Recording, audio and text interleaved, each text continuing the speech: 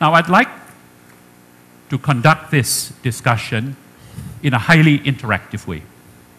I'm going to pose a question to each of the panelists. I will ask them for quick responses, and then I will throw the discussion open to the floor.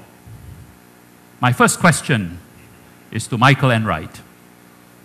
Michael, in the last 60 years, there have been only 13 economies that have grown by an average of 7% or better for a sustained period of time. Of these 13 economies, one is from South America, one is from Africa, one is from Europe, one is from the Middle East. Now, you don't have to name which ones they are, but 9 are from Asia.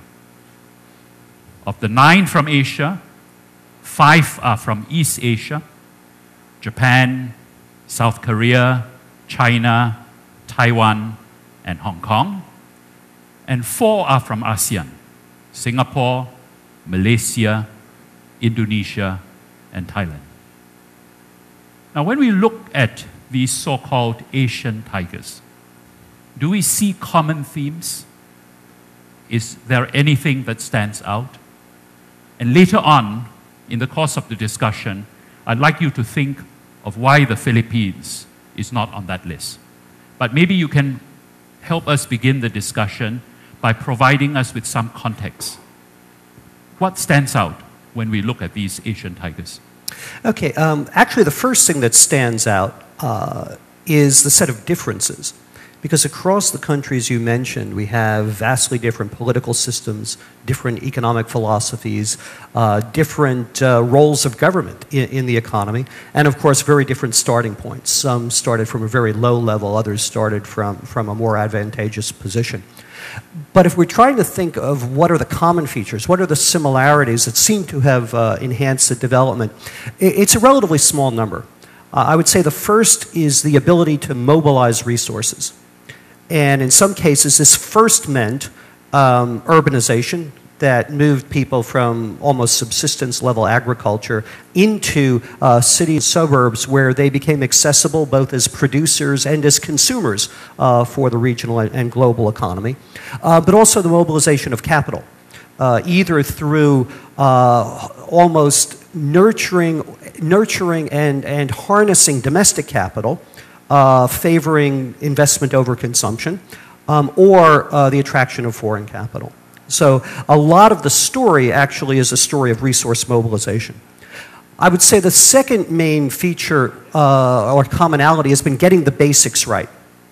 And basics first means dealing with basic human needs, providing the adequate water, sanitation, public safety, housing, etc., that allow people to move their efforts beyond mere survival and into what we might call more productive uses of their time and efforts. One of the aspects of Hong Kong's development and Singapore's development that I think are hugely underrated was the institution of public housing. In both of those places, massive government public housing programs, including in Hong Kong, where government tends not to intervene, moved the vast majority of the population into a situation where housing was safe, it was adequate, where people had to spend less time worrying about simple survival and could spend much more time on other things. Getting the basics right also meant the basic systems. Not very advanced infrastructure in many cases, but adequate infrastructure. A third main feature is what I'll call adequate governance. Not necessarily world-class, but good enough. Good enough in terms of basic rule of law, good enough in terms of limits to corruption, if not elimination, which hasn't happened in many of the places you mentioned. But it's also government on occasion as a counterweight to monopoly and oligopoly, allowing enough of people's productive efforts to help themselves rather than be extracted in rent seeking. A fourth one would be links with the rest of the world. One of the key things over the last 40, 50 years has been obviously the globalization phenomenon. And what that has meant for developing countries is actually that countries have to provide less of the complete package today than ever before. And that has allowed many of the countries you mentioned to fit themselves into global production systems, to attract ideas, capital, people from abroad, to supplement, to complement what they had indigenously. Maybe the fifth one is a sense of pragmatism and realism. The idea that one had to go step by step, that asymmetric development might be the only possibility for development. When I see countries look at things like World Economic Forum rankings and say we have to fix everything at once, I know it's a recipe for disaster. So the ability to be pragmatic, take one step at a time, be realistic about what could be achieved, these to me are perhaps the commonalities. Well, thank you, Michael. So ability to mobilize resources, getting basics right, adequate governance, links with the rest of the world, and pragmatism. Thank you. Turning now to Lance and Tony. The Secretary mentioned that in the latest Global Competitiveness Index, the Philippines has registered a remarkable improvement by 10 points from 85 to 75. And in fact, if you look around the world in these rankings, there are only 6 countries, including the Philippines, that have improved by this magnitude. Do you see this improvement in the environment that your businesses operate in? And what would you say is the biggest challenge confronting the Philippines in terms of doing business in this country? Maybe we start with Lance first and then Tony. What's the biggest challenge? Do you see this improvement in the business environment in your businesses? I would start with the latter, answering the latter question. I think certainly there's been a marked improvement in the business environment in the Philippines. I think first it's primarily driven by sentiment. I'm echoing what Secretary Rojas mentioned, that there is a strong belief by the majority of the Filipino people that we have a leader who is trying to make things right, who is trying to do what is best for the entire nation rather than a privileged few. We're already beginning to see the benefits of some of the measures that he's taken, primarily on the fiscal front. From a business perspective, we are seeing that interest rates have dropped significantly. I can remember just 5 years ago, there was no such thing as a 5-year term loan. Today, we can borrow pesos 10 years at 6.5%. That makes a huge difference in terms of business, in terms of taking risks, in terms of taking long-term projects. We are more willing to take these kind of risks as we're pretty certain that we will not be bothered by unusual requests during the span of during the time we are pursuing these projects.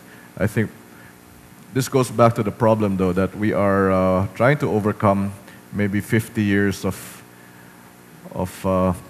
I guess, weakened political institutions, entrenched corruption. And I think the concern is how do we create the momentum that ensures that beyond this term that we have a truly sustainable change in the way we do business in the Philippines. Thank you very much. So you see a marked improvement in the business environment. Yes. Thank you. Tony? Well, I think echoing what Lance has said, never have we seen a situation where all of the stars are aligned as far as the country is concerned. And obviously this has benefited all industries in the last 15 months or so. And of course, we have to give credit to the fact that government did take the right priority in terms of focusing on the governance issues. I think that's a very basic element that has been correctly done. I think what we are now looking for moving forward and responding to the second item related to the challenges would really be how we should now be translating all of these things in terms of trying to get into what I call as a more focused developmental mindset. Because I think this should really be the second major step that we should be doing as a people. And it is something that obviously will not just be the province of the executive branch. There has to be a right level of consensus across the board, all the way down to the judiciary, the legislature, local governments, because we do think that there are still continuing challenges in those particular areas. Now, I think it is inevitable. That's what we have seen in the survey regarding what are the challenges that the issue of poverty and unequal economic distribution is something that has to be addressed properly. And I think all of these things is still possible. I think if we will all be getting around to a point where we will be crafting a strategy where there will be inclusive growth so that we will be in a position to precisely address even that major challenge as we go along. But certainly I think we've got all of the ingredients today.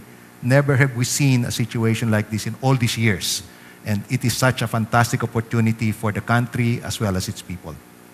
Thank you very much. So all the stars are aligning, ingredients are there, but need for a more focused development approach and high priority for inclusive growth.